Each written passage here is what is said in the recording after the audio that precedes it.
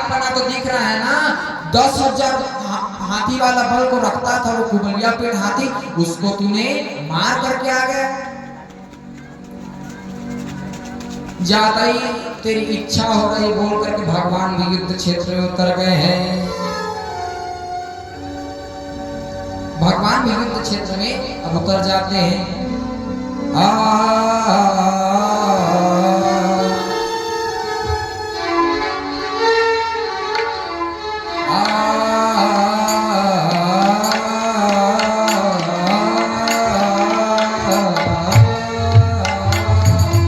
युद्ध प्रारंभ हो गया है।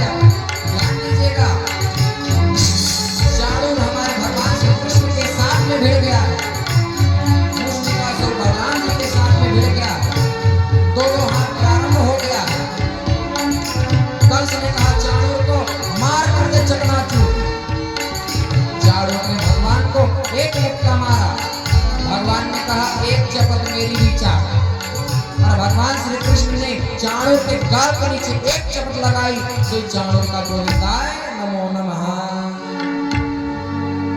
सब तो सब आए, उन्हें भी परलोक पहुंचाए। तत्पश्चात में भगवान श्री कृष्ण उछल करके कंस के सिंहासन पर पहुंच गए और चोटी को पकड़ करके हिला करके मारने का प्रयास करने लगे। आधे प्राण कंस का वहीं पर छूट गया।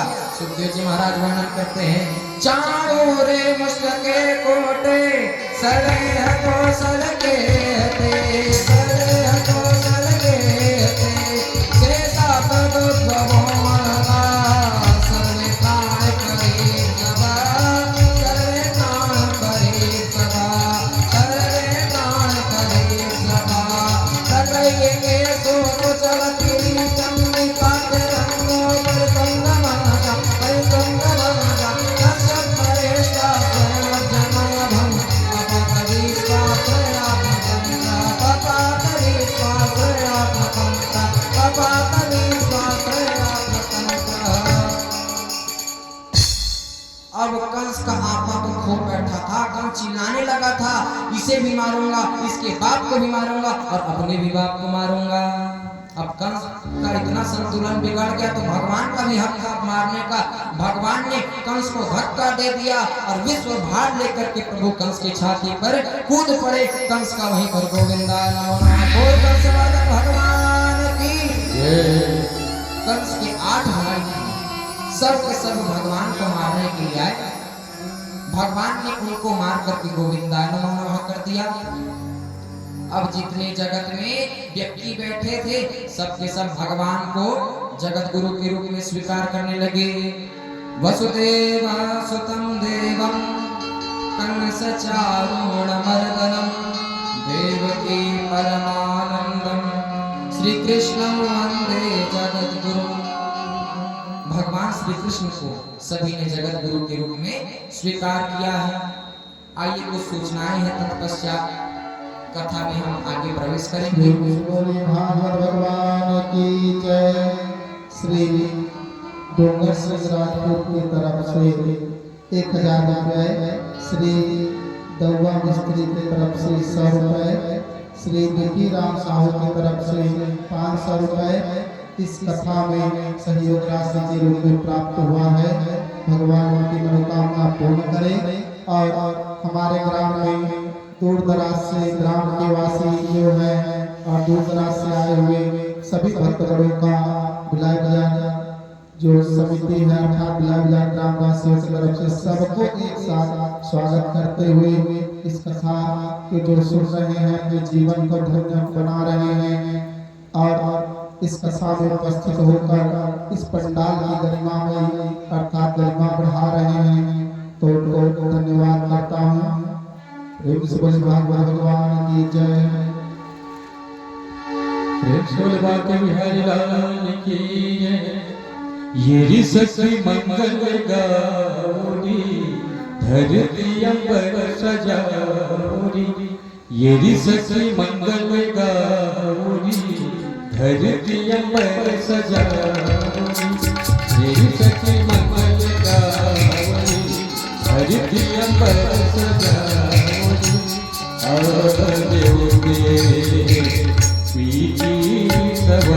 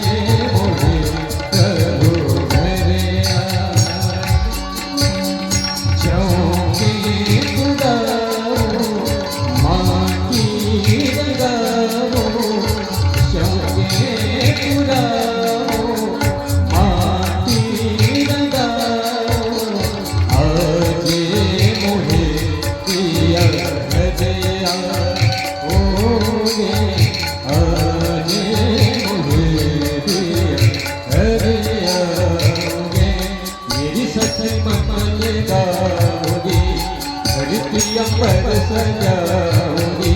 मेरी सखी मंगल गाओगे, धरती अंबर सजाओगे। आज मुझे गीत गवाए, मोहे कहाँ टीका लगाओगे। मेरी कोई काजल गाओगे, उनकी छवि से दिखूं मैं तुझारे। मेरी सखी मंगल गाओगे, धरती अंबर सजाओगे।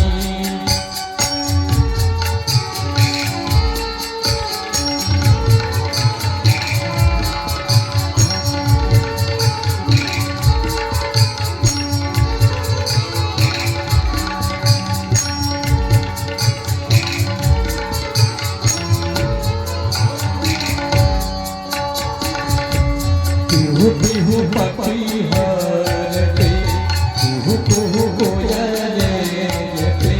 पिहु पिहु पपीहारते, कुहु कुहु कोयलेते।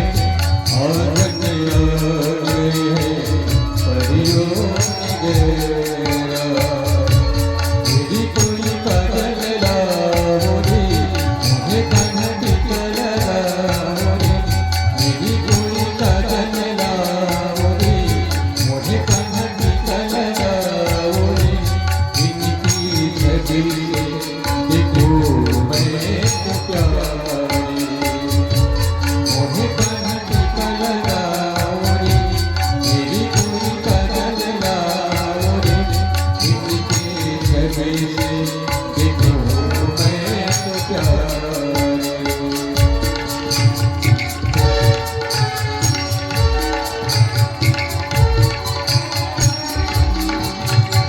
मुक्त करते हैं तथा महाराज उग्रसेन को भी बंदी मुक्त करते हैं। नंद बाबा और समस्त ब्रजवासियों को समझा देते हैं, भैया अब मुझे अपने असली माता पिता के पास में भी कुछ दिन रहने दीजिएगा। आप लोग घर चले जाइए, गोकुल में चले जाइए। नंद बाबा आंखों से रोते हुए अश्रुपात करते हुए आज अपने पुनः वृंदावन धाम को आ जाते हैं और वहां मथुरा में तुरंत गर्गाचार्य जी महाराज को बुलाया जाता है और श्री कृष्ण जी और बलराम जी का जनेऊ संस्कार कराया जाता है। गर्गाचार्य जी महाराज कहते हैं, देखो वसुदेव, कभी भी अपने बालकों को अशिक्षित नहीं रखना चाहिए, शिक्षा प्रदान करना चाहिए। इसलिए अब कृष्ण और बलराम को भी गुरुकुल भेजो और गुरुकुल भेज करके दिव्य शिक्षा दिव्य ज्ञान प्राप्त कर लेते। गर्गाचार्य जी कहते हैं, मध्य प्रदेश में सांदीपनी मुनि का आश्रम है, वहां पर इनको भेजो। सभी ने तैयारी किया। भगवान श्री कृष्ण को सांदीपनी मुनि के आश्रम में छोड़ा गया। भगवान श्री कृष्ण और बलराम वहां रह करके 64 दिन में 64 विद्याओं का अध्ययन किए। गुरु गृह गए पढ़न रघुराई, अल्पकाल विद्या सब आई। सांदीपनी मुनि के आश्रम में रह करके दिव्य ज्ञान को प्राप्त किया। वहां पर एक अपना मित्र भी बनाया, नाम था सुदामा, जिसकी कथा आप कल सुनेंगे। जब पूरा विद्याओं को सीखने के बाद में अपने गुरुदेव भगवान के पास में आते हैं और कहते हैं, गुरुदेव आप बताइए आपको मैं दक्षिणा स्वरूप में क्या दूं? गुरुदेव तो कहते हैं मुझे कुछ नहीं चाहिए। तो भगवान श्री कृष्ण जाते हैं अपनी गुरु माता के पास में, पर जानते तो पंडित मांगना नहीं जानता ना, तो पंडितानी तो झड़ी लगा देती है।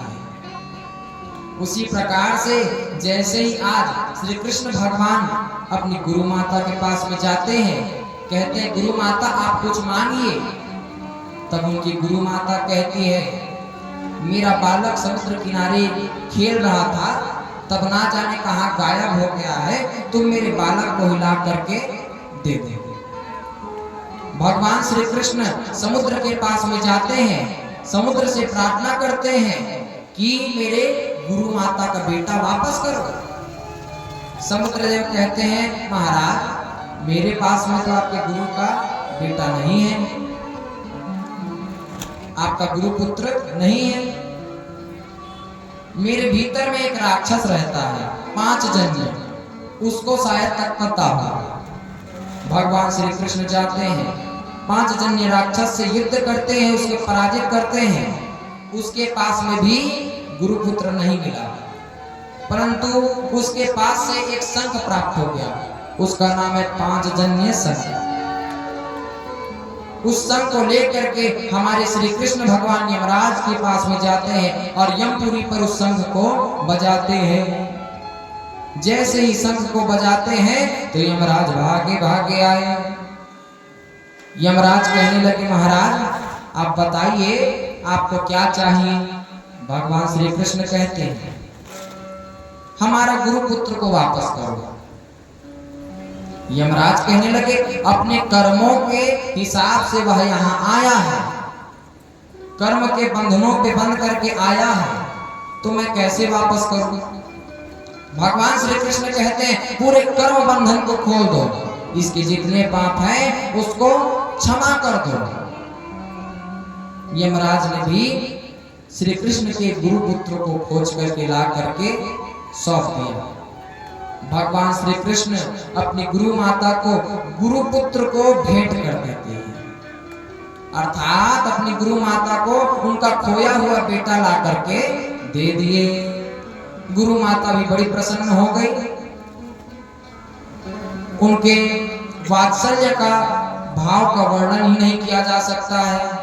वर्षों से आपका बेटा खोया हुआ है और कहीं 10-15 साल बाद में मिल जाएगा तो आपका खुशी का ठिकाना नहीं रहेगा। उसी प्रकार से आज श्री कृष्ण भगवान के गुरुदेव भगवान तथा उनकी गुरु माता का खुशी का ठिकाना नहीं है।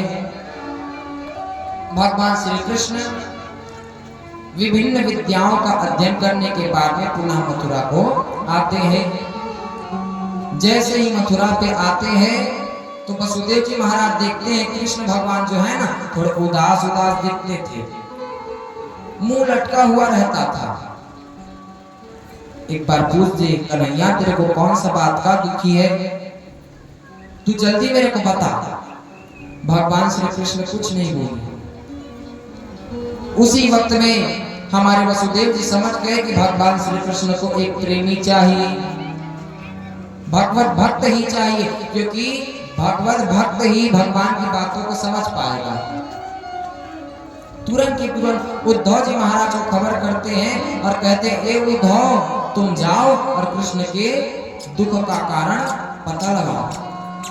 उद्धव जी महाराज आते हैं और कहते हैं प्रभु आपका मुखमंडल थोड़ा हताश दिख रहा है, आप थोड़े उदास दिख रहे हैं, आपकी उदासी का कारण क्या है।